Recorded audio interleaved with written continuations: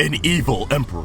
If it's the only way to stop this, then I'm gonna do it. A rebel witch. I'm gonna tell everyone about the Day of Unity, that you've been lying about the Titan for years. And the hero who's going to risk it all for everyone she loves. For nearly a year, we've been watching Luz and Eda Clawthorne, and King the Titan fight against impossible odds in order to stop which kind's biggest threat, Emperor Belos. And with this week's episode of the Owl House, Clouds on the Horizon, we finally begin to witness the beginning of the end. This is our breakdown of Season 2's penultimate episode that sees the cats put their plan into motion, the Collector's paranoia seeping in, Alador and Odalia seriously clashing heads, and the first kiss between Luz and Amity Blight. So much to talk about. And to stay in the loop of all things Owl House as we approach the end, be sure to subscribe to the Roundtable with notifications on so you never miss a video. And be sure to check out Toon Drip for some Owl House and Amphibia-inspired merch. Links down below in the description. With all that said, let's dive in. We open with a scene that gives us a lot to unpack. Belos preparing the portal door one last time, relocating the machine to the skull of the Titan, which first appeared in the episode Elsewhere and Elsewhen. Considering this appeared to be a domain of the Collector, given that Belos retrieved the tablet here when he was Philip, I'm really starting to believe the Day of Unity has nothing to do with the Titan. In fact, this recontextualizes the vision Belos bestowed upon the Coven heads back in hunting Palisman. The glowing eyes of the Titan skull may not be related to any big spell necessarily, and certainly may not reflect the Titan's resurrection, but instead was hinting at the activation of the portal, and Belos' endgame of returning home, with every witch on the Boiling Isle slain. The draining spell may just be a way to knock out two birds with one stone, killing every witch in a coven by depleting them of their magic, and then using that magic to juice up the portal with power beyond belief, moving the Titan to Earth, and allowing Belos to continue to utilize magic through glyphs. Remember, the glyphs don't work on Earth, because no giant dead dadbot exists in the land. Belos needs the Titan's corpse there to hail himself as a hero, returning to a world where no one he knows or loves is alive. But at least he can tell humanity he saved them, and brought them plentiful resources. And then probably try to rule Earth as the Emperor instead, because at that point, who's gonna stop him? Also, notice that the portal door has a near complete yellow ring formed around it, resembling that of a spell circle. We also learned that Belos really can't stand the Collector. In fact, he finds them very annoying. It's amusing because in Elsewhere and Elsewhen, Belos was doing everything he could to summon the Collector. Judging how that tablet was used to link King to the entity, I wonder if Belos himself is linked as well. Although Luz and Hunter saw the Collector in Belos' memory, keep in mind, that was his memory! But just like how King is the only one who can hear the Collector and be pulled into the in-between realm when dreaming, it's entirely possible that Belos is the only other person actually seeing and interacting with the Collector. Perhaps linking with the Collector ended up being more trouble than it was worth for Belos, as the Collector's loneliness causes him to act clingy. For the longest time, Belos was trying to run with the same facade he pulled on Hunter, as we saw in Hollow Mind, being all fake nice. But with the Day of Unity finally here, he's run out of patience with the Collector and is ready to drop the act at a moment's notice. Belos' demeanor towards the Collector is entirely different from before, having his moment of reflection interrupted by the chaotic being, who's voicing all of Belos' insecurities. What I noticed really ticked Belos off was the Collector saying that Belos can barely hold his human shape anymore due to the consumption of Palisman souls. Considering Belos is a witch hunter, harboring such a strong bias against them, yet so many of them look just like human beings, and this whole crusade is, in his words, to save humanity. Being referred to as practically inhuman here really struck a nerve, causing him to attack the Collector. But of course, they lack physical form. Again, they may not even really be there. I also took note of Belos refusing to create another Grimwalker, which was a suggestion from the Collector, as he wants to ensure Hunter's demise first. But considering that won't seem to happen anytime soon, I do wonder if Belos is going to reconsider. The Collector begging to be freed right here and now conveys to me that the draining spell isn't directly correlated to their freedom. In fact, it reads like a deal was made between the two. Belos sought out the Collector, not only to find a way home, but to move the Titan with him. And the Collector probably taught him the draining spell in exchange for their freedom. Or, the Collector knows the draining spell, pitched it to Belos, but won't show Belos exactly how to perform the spell until the Day of Unity arrives. But Belos won't free them until until the draining spell works out in his favor. And knowing how he operates already, he probably won't honor his end of the deal anyways. Kikimora has been demoted to basically a pickup and delivery driver for the Emperor's coven, transporting a fresh batch of automatons for security at the Day of Unity. Presumably, this is a consequence for her shortcomings and follies at the Coven Day parade. Belos is humiliating her in what could be her final moments of life, as she very likely will be eradicated alongside the rest of which kind. Let it sink in how evil this man is. We also get a dose of how manipulative Odalia is, trying to butter up Kikimora just so she'll be a willing test subject for their automaton creations. It doesn't even stop there, as when Alador questions the need for this much security on a day that's supposed to be a celebration, this bitch really threatens him with implied divorce. Sure, she uses the term business partner, but when she was talking about starting the paperwork right now if she wanted to, you know she wasn't talking about no damn business papers. She was trying to let this man know that she could be single at the snap of a finger in order to keep her husband in check. What a vile woman.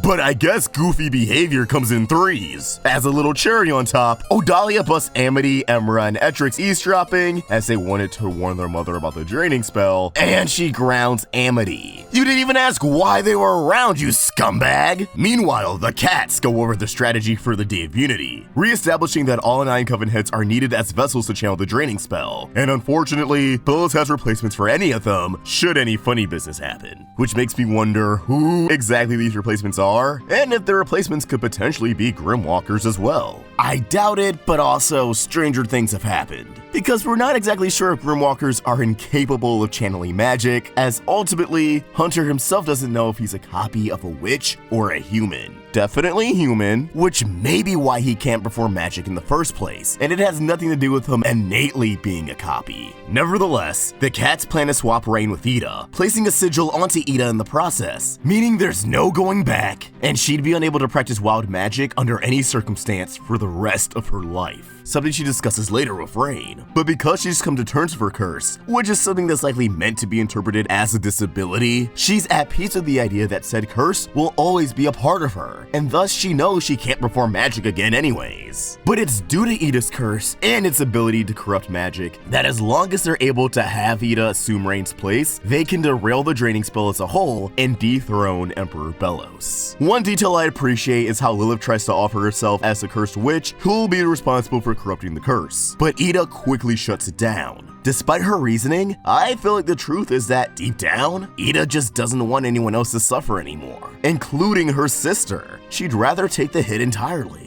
We learn that Luz carved her palisman into an egg, meaning it'll hatch into a form that it chooses all on its own. Which makes me think they're just gonna go full Pokemon. I would not be surprised if Luz's palisman ends up being a mix of all the speculated animals. A snake, a bat, a cat, and an otter into one single creature. Just the craziest hybrid imaginable. Considering hatching takes time, I suspect that Luz's palisman may end up being a season 3 thing, which in itself is only 3 specials, so it could end up ultimately being a series finale thing. We're in it for the long haul, folks. Let's get some hashtags going. Hashtag unleash the palisman. I also adore the moment where Eda teasingly puts Luz on the spot for planning a rescue mission. I definitely think it's one of those I would have done this for Raine moments. Speaking of Raine, after Eda has a rather tense goodbye with Luz and King, Noseda pulls Raine aside and makes some promise to keep Eda safe. And while I agree, keep Eda safe, please, I also want to make sure Raine is protected as well. I don't know. I don't think Raine is gonna kick the bucket or anything, but I don't want them to get severely wounded while protecting Eda in the season finale, which is something this kind of line sets up. Just like last episode, Darius is embarrassed by the name and battle cry for the cats, adding onto the overall running joke that this man can never catch a break. Eda and Raine travel together in the airship for the Bard Coven, while Luz and King meet up with Gus, Willow, and Hunter, who are all helping Luz bust Amity out of house arrest. It's also worth mentioning that Hunter wants to keep the news that he's a Grimwalker on the down low. It's not only still providing an existential crisis for the boy, but he's worried of Willow and Gus's reactions now that he finally became friends with them, correctly assuming that Luz has withheld the information that she helped Belos reach his goals when he was still Philip.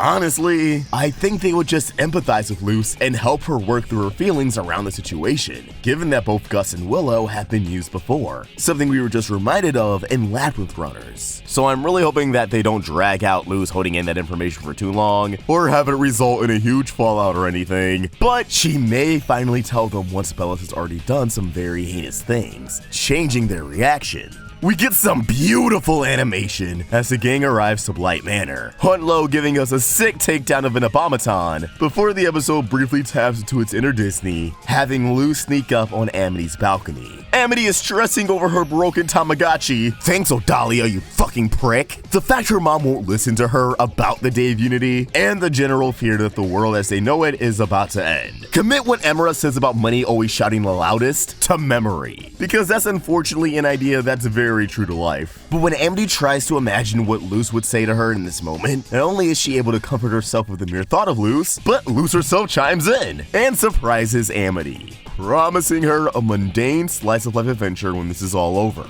prompting an overjoyed Amity to give her girlfriend a huge smooch on the lips. Something that's evidently their very first kiss, given their reactions.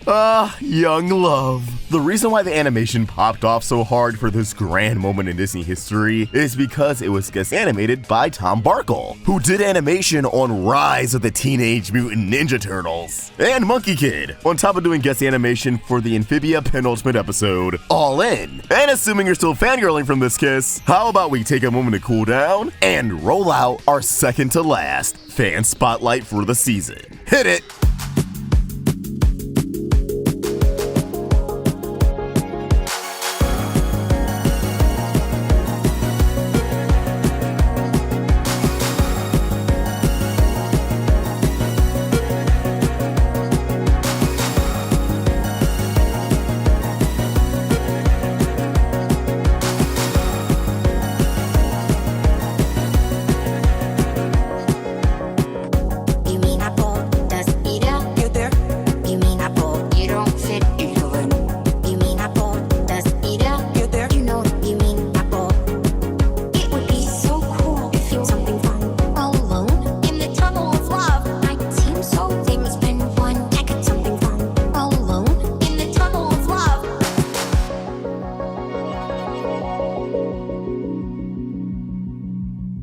After Eda and Raine's discussion over Eda getting a sigil, Steve hands her a cloaking stone, but he warns that Eda's voice won't change, so she should avoid saying much when disguised. This lore is a cool nod to the fact that in most animated series, episodes of body swaps or characters just disguising themselves as another character entirely for one reason or another tend to keep their original voice the exact same. Eda, cloaked as Raine, pops her head off just to see if it works, a callback to Eda's head being chopped off by Warden Wrath in the first episode. And again, while I don't think Raine is gonna kick the bucket at all, I really hope this gag wasn't some twisted 4D chess match of foreshadowing. Steve gives Eda her Bard sigil, though we don't actually see its placement, instead featuring a close-up of Raine, who's feeling my exact emotions at this sight. Eda's truly come full circle, avoiding joining a coven at any cost at the start of the series, to joining a coven, or at least getting the sigil, in order to save everyone's lives. From kinda selfish to completely selfless. Eda's a real one for real. King is left alone and is immediately ensnared in a conversation with the Collector, completely against his will. The Collector is losing their marbles, caught in what becomes a yelling match with himself, as they begin to suspect that Belos is going to double-cross them. And honestly, it sounds like the Collector is plotting to get the drop on Belos by screwing him over before they can be the laughingstock, claiming they played together for hundreds of years, but now they're ready to play a new game. A game where I imagine they're in charge. A game where they call the shots. I feel bad for King, man. Dude is dealing with so much, and now has a dark entity trapping him in Discord calls. It's rough out here for real. King begins to follow a snack trail while Odalia presents Kikimora with the Abomatron. Get better at naming things, lady. The new model requires a pilot rather than operating on its own, having this one in particular fitted specifically for Kiki, and she is having the time of her life. There's also like a weird Ratatouille Alador looking rat, but like he probably does science instead of cooking. Still loves Smoot though. Me too, buddy. Me too. I just wanted to point this little guy out. Odalia and Kiki bust the kids, and as the cats arrive to the Emperor's castle, Eda's angered by the sight of wild witches being captured and sent to the Confrontatorium, which makes me wonder if she's going to derail the mission in order to set those witches free, or if those wild witches are going to play the role in the season finale or season 3 in any capacity. They've been mentioned and shown in small doses here and there since season 1, so I would love some big payoff with them. Alador chops it up with King as he vents his frustrations with Odalia, her controlling nature and high expectations. And he can't fight the feeling that something's wrong with the Day of Unity. Desiring to spend more time with his family instead of throwing himself into work, he thinks he'll have time to do so after the Day of Unity, but King relays the harsh truth. Odalia scolds the kids, capturing Edric and Emera in the process. And when Luz tries to stand up for Amity, Odalia shuts her down, causing Amity to stick up for her girlfriend. And Odalia's immediate reaction is, "We'll find you a new girlfriend." So, good on her for not being homophobic, but she's still a prick. Now, something interesting is that Kikimora more or less confirms that Belos is onto the cats' plan, stating Belos has eyes everywhere, and they're all pointed at Eda, which has me fearing the worst. I know we hate the idea, but Steve really could be a spy. This dude hangs around the Owl House, claims he's left the Emperor's coven after wanting to be the best, and is up close and personal with Eda during this whole inside job. I wanna be wrong, I really do, but right now I just don't trust the dude. Alador saves the day and tries to explain the situation to Odalia, only for everyone to be appalled by the fact that this bitch already knew. She knew about the draining spell and does not care, believing the Blights will be hailed as royalty in the new world, but no, you won't be. He wants to kill you. You have a sigil, you hag. Oh my god. Not only do you suck, but you're incredibly naive with that big ass ego. Jesus, man, I don't even care that she's not real. I hate her. But then things get lit as Alador stands up to his wife and commands the Abomatons to seize her, causing Odalia to retaliate with oracle magic, retrieving the remote from his possession. And this is the distraction Luz was waiting for to swap herself out with Hunter, knowing Kikimora is going to target him over everyone else. You can miss it the first time around, but when Kikimora begins attacking the kids, Hunter, cloaked as Luz, grabs Willow and dashes out of the way with his signature yellow streak. Huntlo fans eating. This is followed by Luz, cloaked as Hunter, teasing Kikimora and blowing a raspberry, not only conveying to the audience that this is the lovable protagonist, but that this action was Luz getting exactly what she wanted, a pissed off Kikimora, as Kiki grabs who she believes to be Hunter and makes a mad dash for it. Willow snaps and unleashes an attack powerful enough to end Kikimora right there and then, but Kiki uses the cloaked Luz as leverage, forcing Willow to stop. Gus tries to stall Kikimora by trapping her in an illusion, but it's no use. She's able to escape with Luz still in her clutches. The episode's hidden code can also be spotted here, translating to father, making the riddle now spell out seething seas and puppet strings. He no longer dreams of kings, as above rush darkened skies, as below his father, as I believe the next word completing this riddle will be lies. Alador decides to shut it all down after Odalia tries to make light of the situation, destroying the factory and shutting down the Abomatons. Good! Fuck her! Alador quits and Odalia has the saltiest reaction, disappearing in the smoke. Good! Fuck her! The gang immediately shifts into rescue mode, encouraged by Alador, who tries to comfort Luz by apologizing for Odalia's actions and letting Luz know she's always welcome in their home, but the cloaking spell dissipates and everyone quickly pieces together what really happened. Luz is on her way to the Day of Unity and Emperor Belos, bringing this episode to a close with a cliffhanger, swapping out the usual credits in favor of a lingering visual of the ship approaching the Titan and the Red Moon, which has brought this season as a whole full circle, as the color palette is very reminiscent to the Season 2 key visual. As always, these are just our thoughts on the episode, and we want to hear yours. What do you think? How does this episode make you feel between the big Lumity kiss, Alador sticking up to Odalia, and Odalia being just a huge stinky turd? Let us know your thoughts in the comments down below, or keep the conversation going by giving us a follow at Roundtable Vids and at AwestruckThoughts on Twitter and Instagram. Be sure to check out Toon Drip, and if you enjoyed this video, please throw it a like and subscribe to the Roundtable for more great cartoon content. Thank you for watching, and I hope you have an awesome day. See ya!